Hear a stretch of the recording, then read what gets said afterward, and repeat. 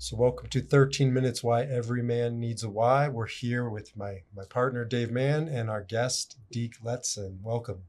Thank you so much for having me. Really appreciate it. Yeah, we're super excited to have you on this podcast. I met you a few months ago, and you're going to talk to us about your organization, VET. We want to hear your journey, and I wanted to introduce you to Dave because I know we got a lot to talk about. Absolutely. Yeah, man. And I love that your last name rhymes with Jetson. So thank you for the clarification. Hey, absolutely. Thank my parents, I guess. No doubt. You want to start there? Tell us about your background. Tell us about your parents. Well, I didn't know it was going to be a therapy session. You can lie down over Always, always. What makes you tick, Deke? Oh, man. The outdoors makes me tick. Love it. That's what I absolutely love. And, going all the way back to childhood, that's one of the things that my dad gave me, my love for the outdoors, just since we're going there, I didn't grow up with the best childhood necessarily. Didn't grow up rich, actually pretty poor, actually. Here in Colorado? Yeah, here in Colorado. Glenwood Springs, I mean, I know that it sounds really nice and everything, but, and it was a great place to grow up, but yeah, we were always Are your parents still alive? my dad passed a couple years ago of alcoholism. How was your relationship with them at the end? We were estranged for the past 12 years leading up to it. And actually, Sorry. we made amends on his deathbed. So I'm glad you had that. yeah, I mean, it was cool that, able to say some things before he went and everything. For sure. But on the A flip wise side- man once told me we have to prepare our fathers for death. So I'm glad you did that. Oh, wow. Yeah. I just went through that with my stepfather. My birth father, my real father, was a good man, but he killed himself, and it's part of the impetus of why I do what I do, but never had the chance to make those amends and say that goodbye. And I just literally 2 weeks ago went through it with my stepfather, and it was profound to have a dignified, appropriate, beautiful ending. Absolutely. So sorry you had to go through that with Thank him. Well, and I think it's like we're trying to be a little bit better than our parents. We want our children to be better than us, and I think it speaks to that of, how do we want to, because we're all middle-aged, I assume, right? And we're starting to think about those things, and, keeping that relationship strong with my children is really important to me based on the experiences I had with my parents. That's it right there. And especially like being estranged from my father and everything, I don't ever want to be estranged from my kids. Totally. That is, Amen. my dad was actually a great example of what not to do. And Yeah. so Great lessons in that.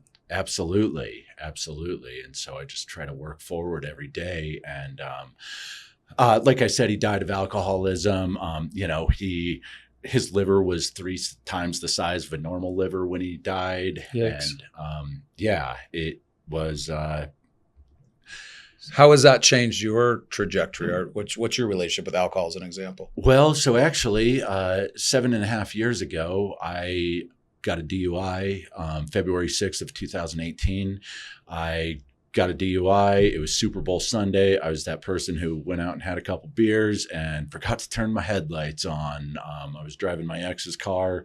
And so February 7th, my alcoholic father's birthday, I woke up in a jail cell, and that was my wake up call right there, that I can never have another drop of alcohol for the rest of my life. And I have not.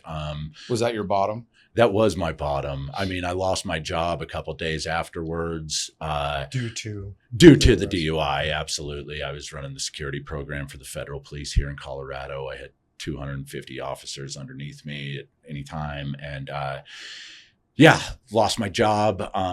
And that was my rock bottom. Went home one night and stuck a 9mm in my mouth, and, was getting ready to blow my brains out. And, you asked the question about why didn't you kill yourself? And not me. Viktor Frankl would ask it of all of his clients or his patients, and it's a profound question. So why? It was my kids. I just kind of exactly like what you were talking about a second ago, not being able to have that relationship with your kids, not being able to have those conversations and be in their life and everything like that. That was, and not only that too, and gosh, I don't mean to speak about a really hard subject or talk down on it or anything, Why but not? That's what we do here. Let's well, get it. We want you to. heck yeah. Well, let's send it then. But I saw a stat the other day from Guitars for Vets. They said when one person commits suicide, 131 additional people are affected by that suicide. And so just what I've witnessed from my own friends committing suicide and stuff like that, your pain doesn't end when you commit suicide. You just pass it on to your loved ones. Is it fair to say it's like the ultimate selfish act? I personally believe so. I personally experienced it. And also my kid asked me, have I ever been, to the brink? And I was about 10 years ago. I was living in Israel, and long story, and I'm not going to get into it, but he said, why didn't you? He turned the tables on me. And I said, because I would never do to you what my father did to me, what his mother did to him, because it is baggage that no human being should have to carry. Absolutely. And that was part of your why. Absolutely. And for the rest of your life too. It's not like you just carry this baggage for, a couple months or something like that. It's something that you carry with you the rest of your life. Even with my dad's death a couple of years ago, no, we did not have a great relationship growing up. I mean, there were times that we went for years without speaking growing up. And then the last 12 years of his life, we were estranged. I didn't talk to him. And now that he's gone, it's like, well, son of a bitch, the only person that I can't pick that phone up and make amends. I can't. And I would argue that he did commit suicide. He just took the long route. Absolutely. Absolutely. I agree with you 1,000,000%. I've actually had this talk with our good friends over at First Descents, who is a cancer nonprofit, and who full disclosure are dealing with a suicide recently of one of their leaders as well. So absolutely. But I've asked them, hey, I don't feel like I should be holding up a sign at a baseball game with, stand up to cancer for my dad or whatever, because he did take the long route. He did ultimately kill himself through alcohol. Yeah. And I mean, one of the killers about the whole thing is he had the opportunity to meet his grandkids, but he couldn't quit drinking, and I wouldn't let his grandkids meet the same drunk that I was around. What have you done in your life? And it sounds like recently you've made a lot of big changes, because you said your bottom was in 2018. But what have you done in your life to change that cycle from what you experienced with your own dad moving forward with your children? Well, actually, right after I got the DUI, I had nothing. I lost my job. I was suicidal. I didn't know what to do.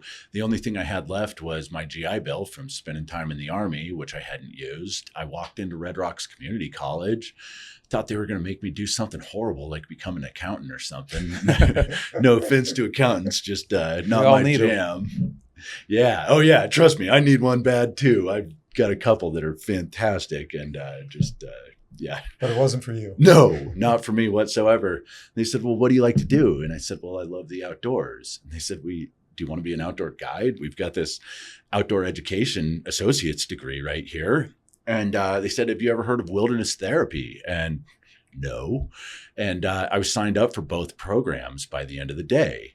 And so looking back, I realize how bad of shoes I was in at the time. I guess I didn't realize it.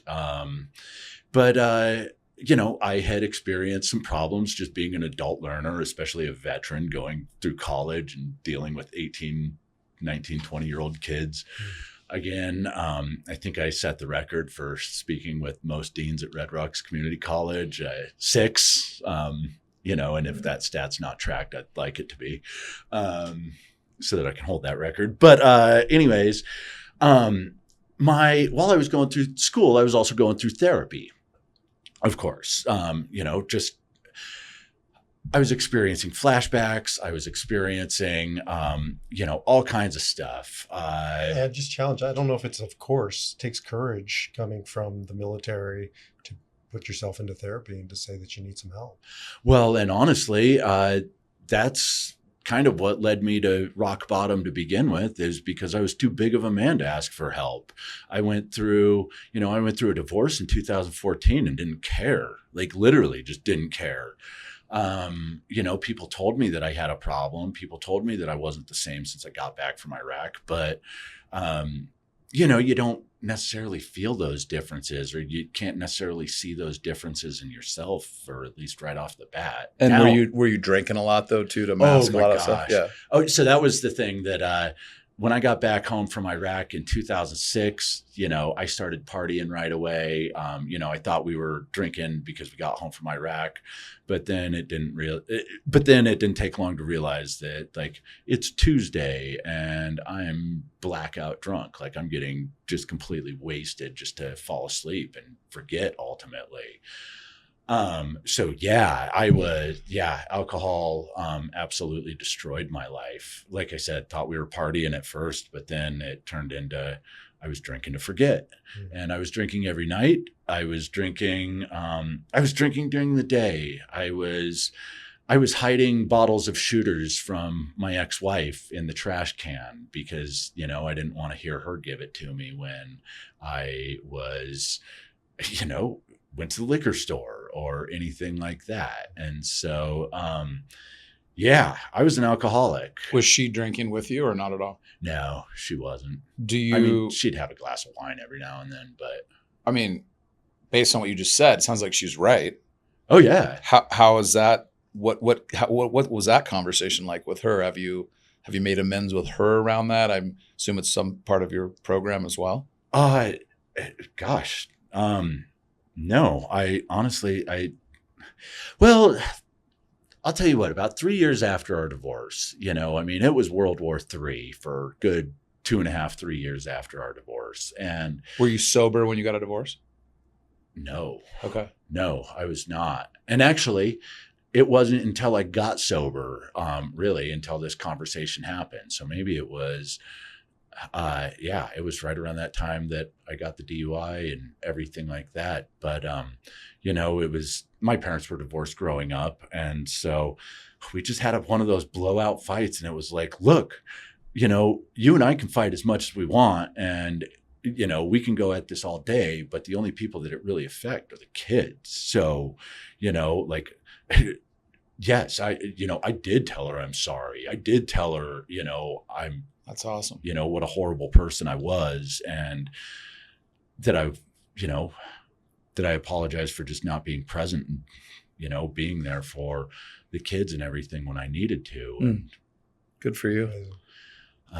But don't get me wrong, like, we're amicable, but it's kind of like the Cold War. Like, World War III could happen at any time, but you have kids, and that's what it's about. Well, that's it. And, it's not, everybody thinks that, hey, you just need to be amicable with your ex until they're 18. Well, that's not the truth whatsoever. There's marriages and there's graduations and, there's grandkids and everything down the road too. So, and as you've evolved, because you were in therapy, you did the wilderness therapy, you quit drinking. You took some huge steps in the right direction to get away from the guy that had the 9mm in his mouth. Yes. What's that journey look like today? What are you doing today to continue to evolve? Well, there was one more step along that way that I was just about to get to. Sorry. And, while I was going through school, had those incidents with the dean, I was telling my therapist who was treating me for PTSD about it. And she goes, Deke, have you ever been treated for a TBI, traumatic brain injury? And I was like, no, but I had a rocket propelled grenade and 255mm Katyusha rockets go off next to me, not to mention just getting in fights and, getting drunk and kicking each other down the stairs in wall lockers because it sounded like the right thing to do when you're 21 and wasted in the Army. But she gave me a phone number. She didn't even tell me who it was. And she goes, will you please call these people? And I did. And it was the Marcus Institute for Brain Health at CU Anschutz. They did their interviews on me, and they ended up inviting me to their 21-day intensive outpatient program. They found out that during one of the blasts or just whatever, that the left side of my brain was no longer communicating with the right side of my brain. The neurotransmitters that connect the hemispheres had snapped, broken, whatever. they also, so they can't fix the broken neurotransmitters. However, they can create new ones. I'll never forget. They said, "Hey, when you walk down a hallway, do you run into the wall like you're drunk?" And I'm like, "Yeah, but I haven't had a drink since 2018." And they're like, "Well, that's because your vestibular in your ear is messed up and your balance is 1.5 feet to the left and rear." And so once I heard that, from when I thought that I was a freak before, when I thought that, the dude on the suicide prevention hotline couldn't help me, this, that, and the other, when I thought I was unhelpable, come to find out, these are actually perfectly normal reactions for, the trauma that you experienced and everything. And so they taught us how to relive our lives at that moment. They said, "Hey, Deke, your brain is like bandwidth with a computer. Normal person's got 100%. You've got 50%. You operate just fine in the 0 to 50% range, and nobody can tell that there's a thing going on. However, when you get stressed out, when you get overwhelmed in life, just when life happens, when you cross that 50%, that's when you get overwhelmed. That's when easy tasks become hard.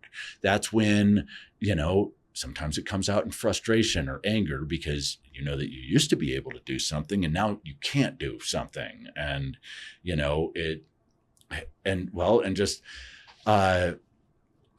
they taught us to be reactionary in the military, like when you're getting shot at, you can't sit there and say, "Hey, that's not cool, guys." Like, you need to get that gun up and shoot back,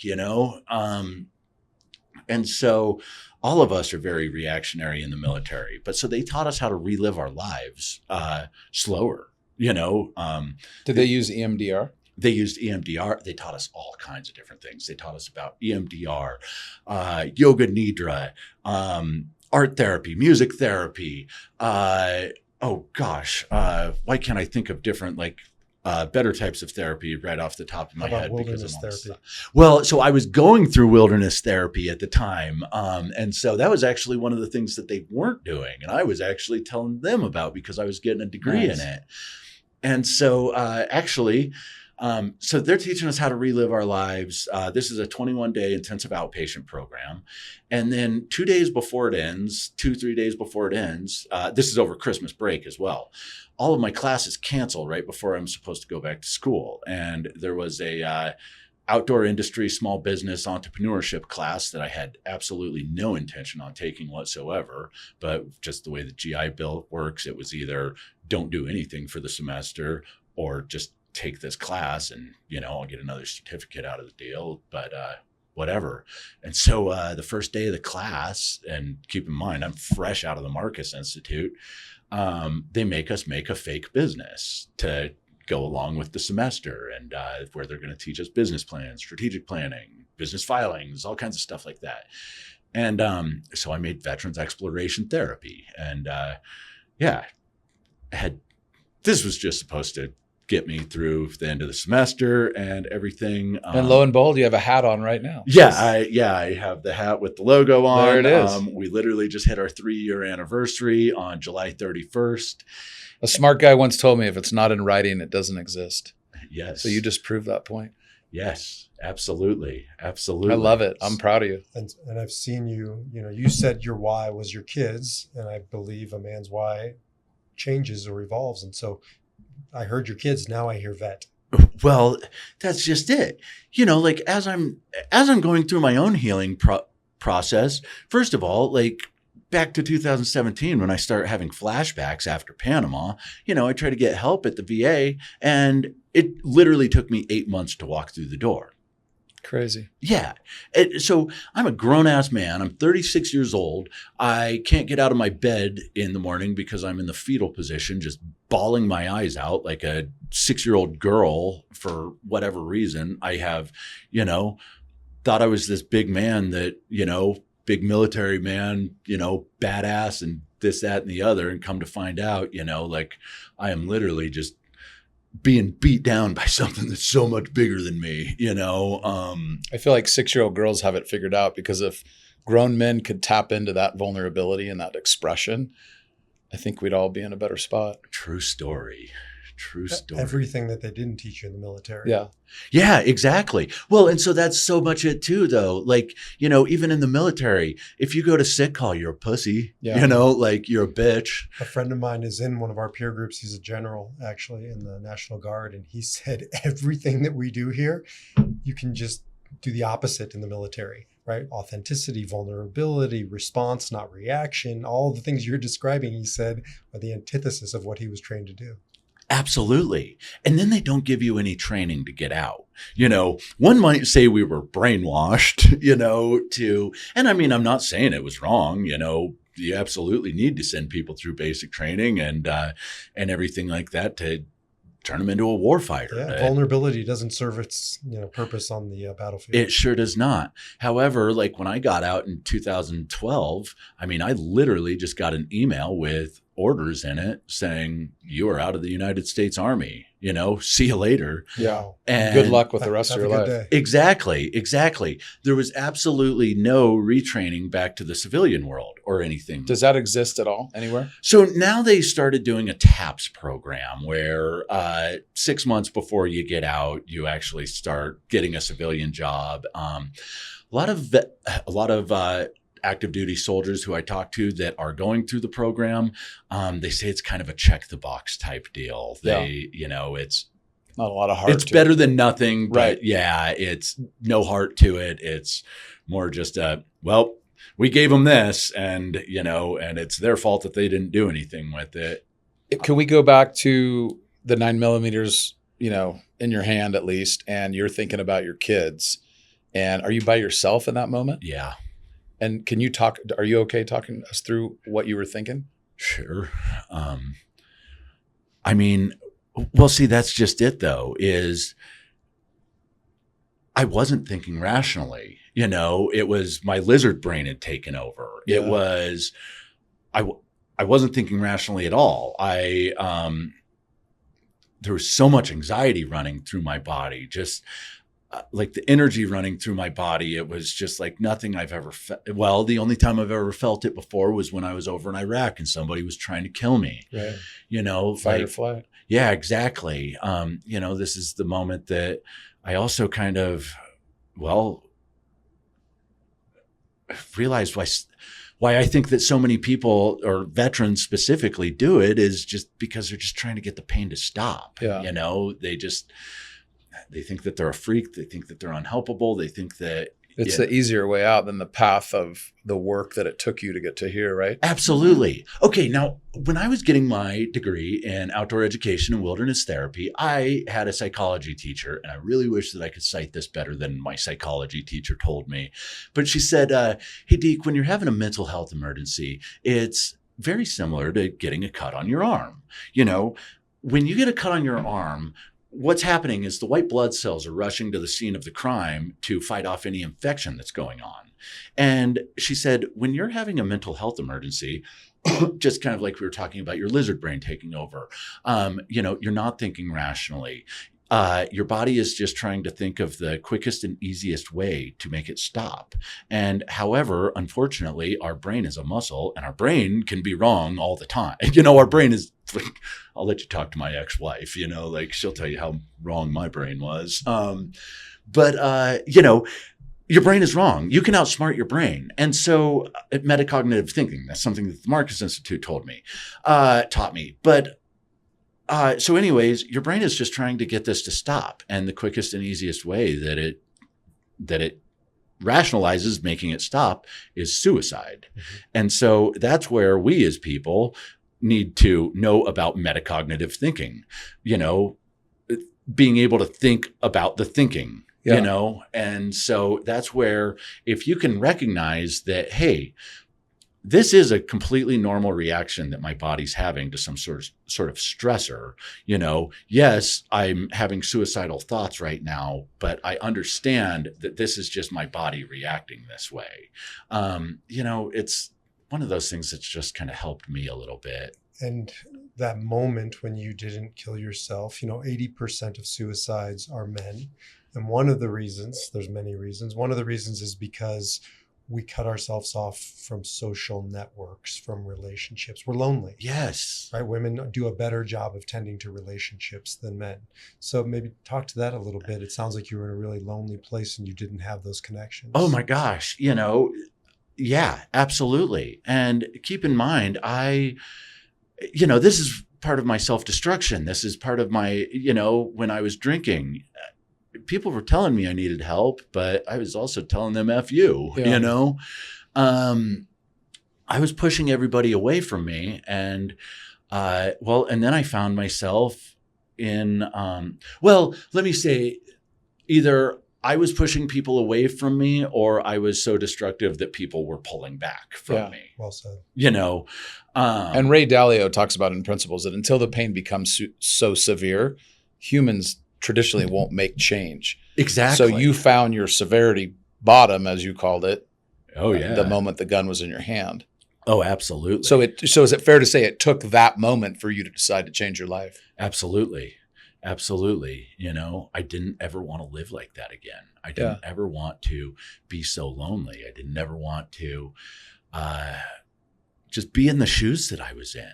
I wanted to better myself. I wanted to. Good for you. And I think that so many people just, they dig this hole and they think that this hole is, you can't get out. Yeah, exactly. Hopelessness. But I also heard the shift in you is it better yourself and getting to know you. It's also then to take that out to the world. Absolutely. Right? Absolutely. You found a higher purpose. Oh my gosh. I absolutely, found what I was meant to do on this earth. So tell us about that. That sounds like a big part of your whys. Talk to us about that. Well, yeah, absolutely. I saw what I put my family through, everything that I did and everything. I just learned how to relive my life at the Marcus Institute. I'm going to school, getting a degree in outdoor education and wilderness therapy. And I just started this class that made me make a fake business. And so that's where I got the idea for veterans exploration therapy. And so what we're doing as an organization, because I was one of those veterans who fell through the cracks of the system. It took 8 months to see mental health, but then it took another 2.5 months to get done with the safety plan. And, so it took 10.5 months to finally start talking about anything that I was going through. And then when I did, I found out as soon as I started opening my mouth, I realized that I was on level 89 as a patient and my therapist was on level 3 as a therapist, wow. Which made things even worse.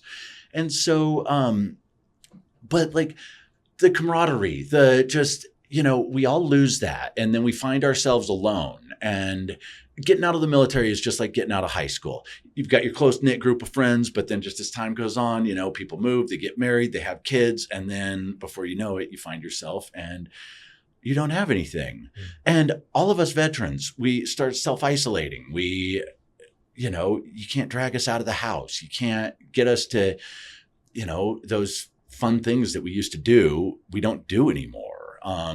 And we're stuck in our phones. We're believing everything that our stupid phone or the media is telling us. And then, and then also, when you're alone and you've got mental health issues, your mind is your own worst enemy, and so that's why I made veterans exploration therapy. And we are using adventure as an opportunity to reach vets and family members who have fallen through the cracks of the system.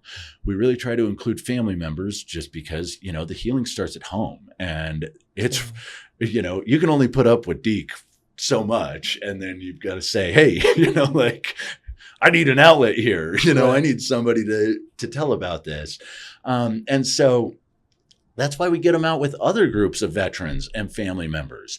We teach them how to recreate properly and safely in the wilderness. If you've nobody's ever taught you how to rock climb before, well, cool. We'll teach you how to do everything with trained guides and give you an opportunity to teach your family a new skill as well. Kind of like that whole saying, if you feed a man a fish, he eats for a day. Well, if you teach a man to fish, he eats for a lifetime. Same goes for recreating. If you give these families the skills to go out there and make memories together, well, then that's where the happiness is really going to start evolving from. Happiness doesn't come from material possessions. Happiness comes from memories and experiences.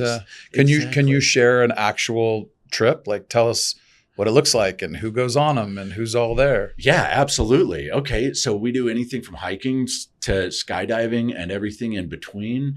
Our last trip that we did for Veterans Treatment Court. We went paddleboarding. And so we went sunset paddleboarding. This trip specifically is for Veterans Treatment Court. It's an alternative sentencing program for veterans. So instead of making them clean up the side of a highway and making them hate life that much more, they can reward them with good behavior with going sunset paddleboarding, or we're doing shark cage diving in the aquarium on Saturday. Wow. Yeah. And that's amazing. Yeah. And so, I mean, it may sound like adventure too, but we're also teaching these people to push past their fears. Sure. It's our fears inside that are holding us back. There was a saying when I was going through school that I absolutely love. And it said, don't ever let a fear stop you from doing something amazing. And I at the time I was like, screw you, I'm still not going rock climbing. Yeah. But however, as my friends drug me along rock climbing, I learned that is one of the best sports in the world to do, to get people to push past their fears, to push past what's holding them back in life, especially and I speak towards veterans because I'm a veteran and it's the space that I am. But, you don't have to be a veteran to have trauma. You don't have to, this works for everybody. Yeah. But, rock climbing, we're all trying to climb these mountains by ourselves. And, it teaches you that you have to trust in others. It's a great metaphor. That, you have to have somebody on the other end of the rope to catch you when you fall. And it builds relationships. It builds bonds. And not only that, like everybody thinks to go rock climbing, you're going to end up on the side of El Capitan, like Alex Honnold and everything like that. And it's like, no, like if you just show up and, hey, if you just climb head height, right? Fantastic. You're stepping into that challenge zone. You're stepping into that area of growth where you learn, and you're not in that safety comfort zone of where you don't grow, where you don't learn new skills. Yeah. So just showing up, and okay, maybe you climb head height today. Well, fantastic. It's baby steps. All of us Americans want this quick fix of just, so bam. To that end, are these one-off programs, or do people commit to coming to multiple programs?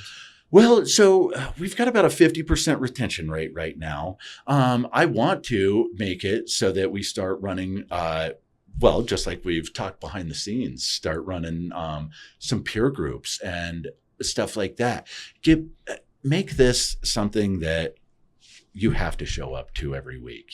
This is your yoga class. This is your, this is your working out. This is, the group that you need to be around to, that, is your support system, is your jam.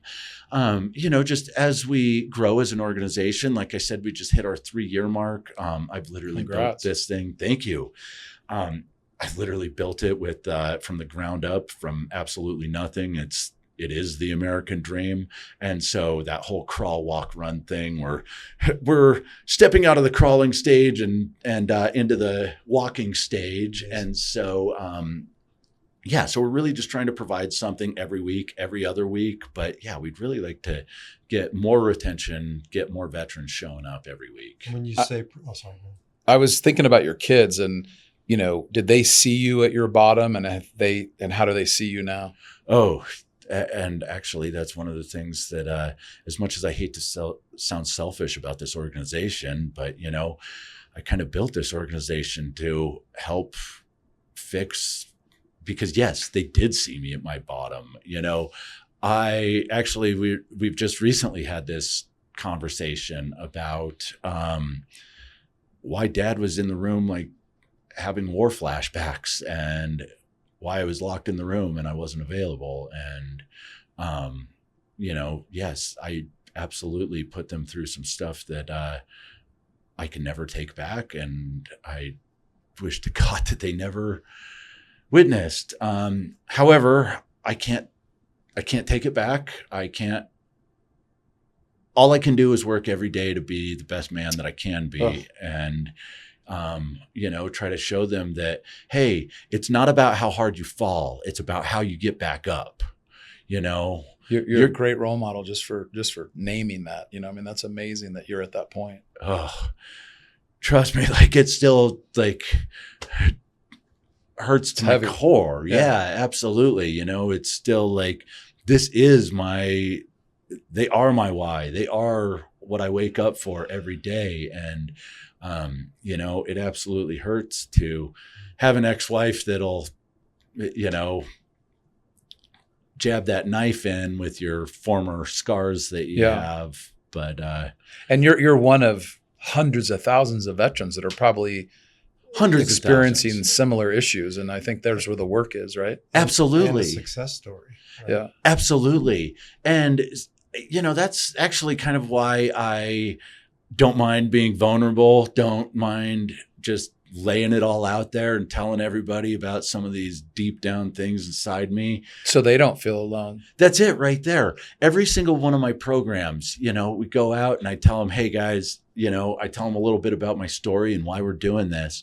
And almost every single one of our trips, I get pulled aside by somebody and they tap me on the shoulder and they say, hey man, that happens to me too. What did you do? Where did you go? And it's like, yes, I got you. Right.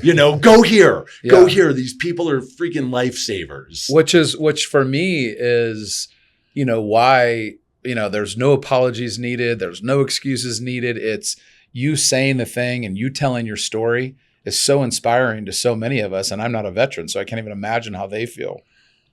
That my encouragement to you, if you're open to it, is like, keep telling your story, scream it louder. Let's create a bigger platform for you to share, and let's save men's lives and women's lives and, veterans' lives. Absolutely. This is literally what it's all about. There's not a pill in the world that you're going to swallow and just all of your problems are going to go away, and that's where I think that Western medicine has got a lot of this wrong. You got to do the work. You got to do the work right there. That Marcus Institute was the first place that told me, hey, there are alternative ways to heal out there, but you have to do the work. Yeah. It's not going to just do itself for you or anything like that. You've got to put it in.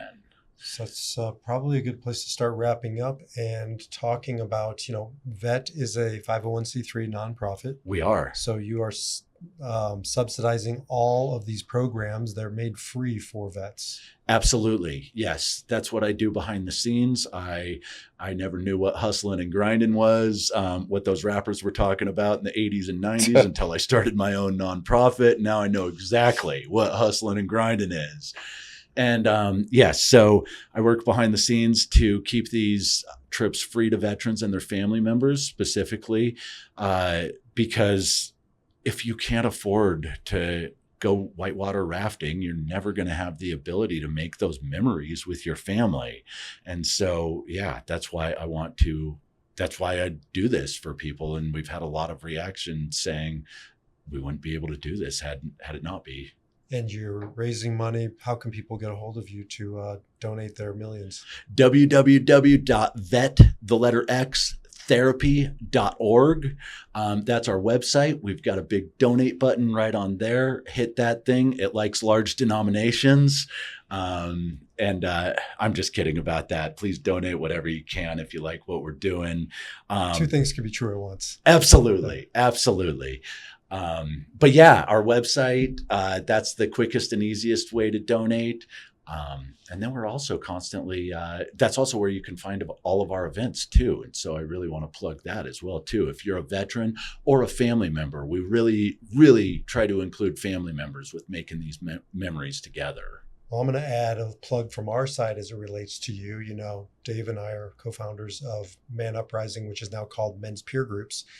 And we believe in men's peer groups as part of this process to bring these vets together, to go deeper, to be vulnerable, as Dave likes to talk about, be authentic, to support each other. And so, remember that peanut butter chocolate commercial back in the day, right? Like that's how I see working together with men's peer groups and vet. Absolutely. I cannot wait to get started because we need to take this to the next level.